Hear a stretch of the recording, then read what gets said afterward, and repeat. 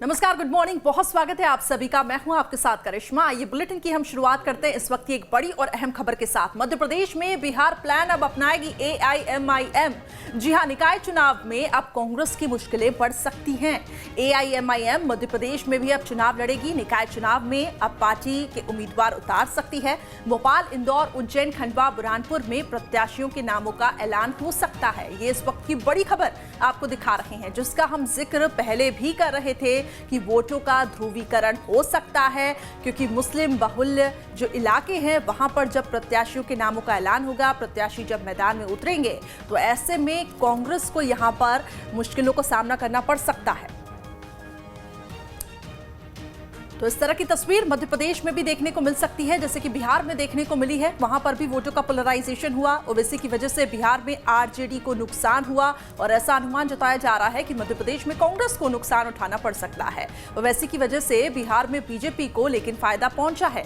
बिहार के सीमांचल इलाके में 24 सीटें हैं। ऐसे में 50% सीटों पर मुसलमानों की आबादी आधे से ज्यादा है। ओवैसी की पार्टी AIMIM ने इनमें से 5 सीटें जीती हैं। आरजेडी को नुकसान उठाना पड़ा, बीजेपी को फायदा पहुंचा है। और जो इलाकों में जीत हासिल हुई, महागठबंधन को जाना जाता था वो इलाका, कुछ इसी तरह की तस्वीर मध्य प्रदेश में भी देखने को मिल सकती है, क्योंकि भोपाल, इंदौर, उज्जैन, खंडवा, बुरहानपुर में अब प्रत्याशियों के नामों का ऐलान हो सकता है। तो ऐसे में अब बिहार प्लान की तर्ज पर मध्य प्रदेश में भी चुनाव लड़ सकती है। AIMIM अपने प्रत्याशियों के नामों की घोषणा कर सकती है। तो इंदौर, उज्जैन में प्रत्याशी उतार सकती है AIMIM। 50% सीटों पर मुसलमानों की आबादी आधे से ज्यादा है। और ये हम बिहार की अगर हम बात कर रहे हैं, और AIM ने इनमें से 5 सीटें जीती हैं। इन इलाकों में जो महागठबंधन को जाना जाता था ये इलाका, उनको वहां पे नुकसान हुआ है। ओवैसी ने वहां पे कड़ी टक्कर दी थी। अब ये समझिए, अगर मध्य प्रदेश में भी ऐसी तस्वीर बनती है तो कहीं ना कहीं कांग्रेस को नुकसान उठाना पड़ सकता है। मुस्लिम बहुल सीट अगर AIMIM के प्रत्याशी को यहां पर वोट्स मिलते हैं, ऐसे में कहीं ना कहीं, क्योंकि कांग्रेस जिसकी स्थिति अभी थोड़ी कमजोर है, हम अगर देखें उपचुनावों के भी नतीजे, तो कांग्रेस को थोड़ा सा नुकसान उठाना पड़ा था। ऐसे में निकाय चुनाव में भी ये जानकारी मिल रही है कि कांग्रेस को नुकसान उठाना पड़ सकता है।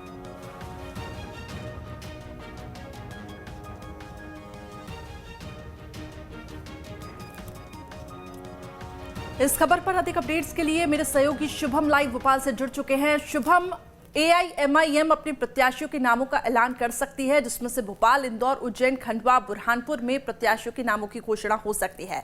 ऐसे में जरा ये समझाएं किस तरीके से समीकरण बदलेंगे और कांग्रेस को किस तरीके से नुकसान उठाना पड़ सकता है।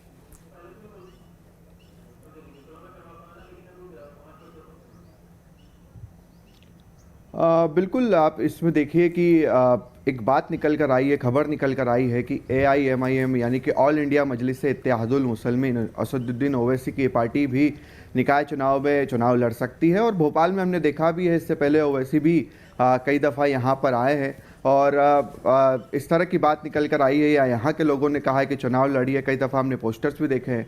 तो अब इसको लेकर एक सर्वे किया जा रहा है कि किस तरह से कितने वार्ड में कहाँ कहाँ चुनाव लड़ सकते हैं, क्योंकि हमने देखा है कि पूरा चुनाव कभी ओवैसी की पार्टी नहीं लड़ती है, चाहे फिर वो महाराष्ट्र का चुनाव हो या फिर बिहार का चुनाव हो। मगर अब यहाँ पर देखना बेहद दिलचस्प होगा कि मध्य प्रदेश में असदुद्दीन ओवैसी की पार्टी कितनी सीटों पर चुनाव लड़ती है और चुनाव लड़ती भी है या नहीं।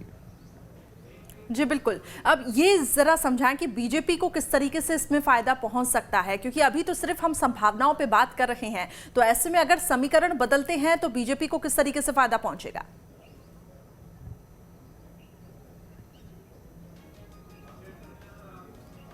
शिवम, आप तक मेरी आवाज। अब इसमें देखना होगा, क्योंकि ये हमेशा से कहा जाता है कि असदुद्दीन ओवैसी अगर चुनाव लड़ते हैं जी जी जी जी जी, तो जो वोट है वो कांग्रेस के ही कटते हैं और बीजेपी को इसका सीधे सीधे फायदा होता है, यानी कि वोटों का सीधे तौर पर बंटवारा होता है।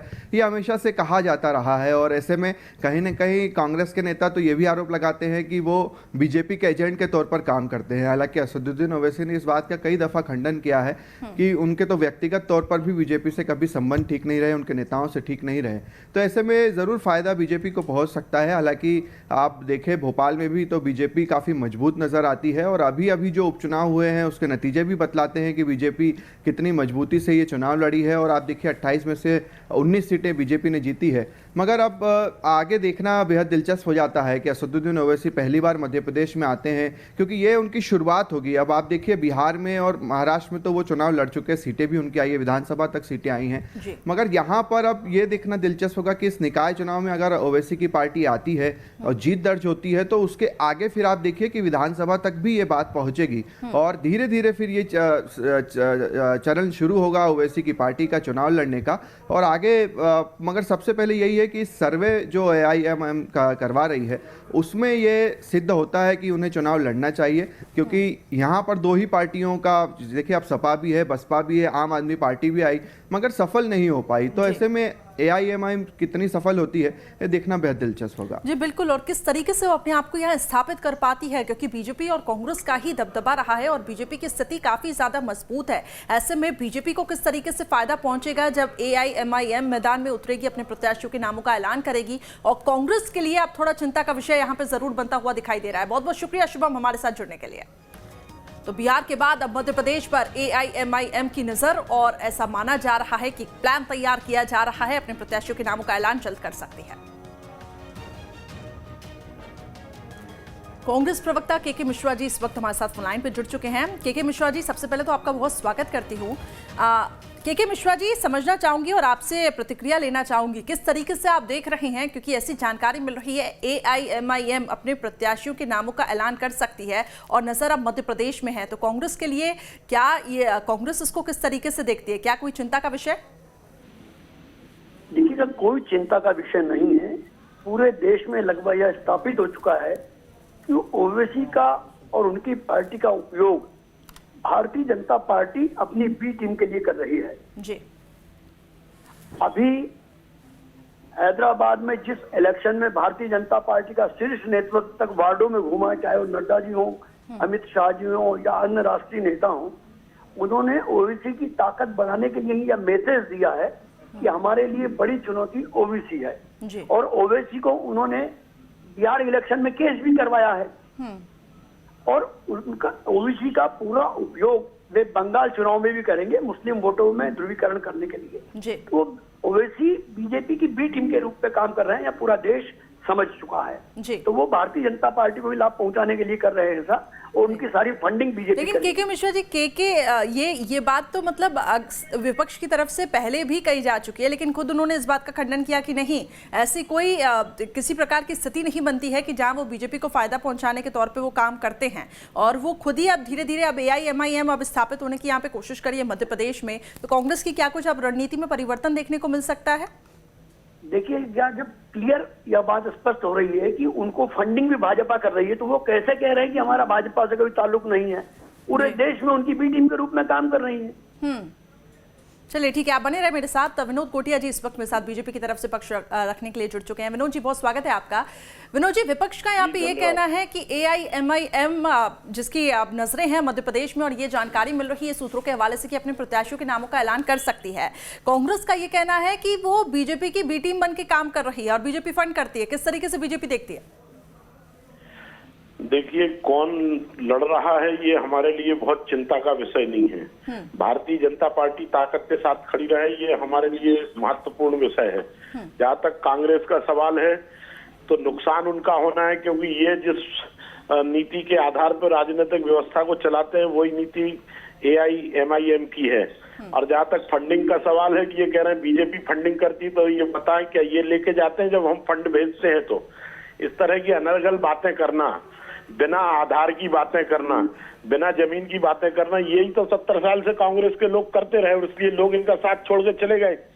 भारतीय जनता पार्टी को कोई फर्क इसलिए नहीं पड़ता कि जो राष्ट्रवादी मुसलमान है, जो इस भारत में आस्था रखने वाला मुसलमान है, जो इस समाज में आस्था रखने वाला मुसलमान है, वो आज भी भारतीय जनता पार्टी के साथ खड़ा है।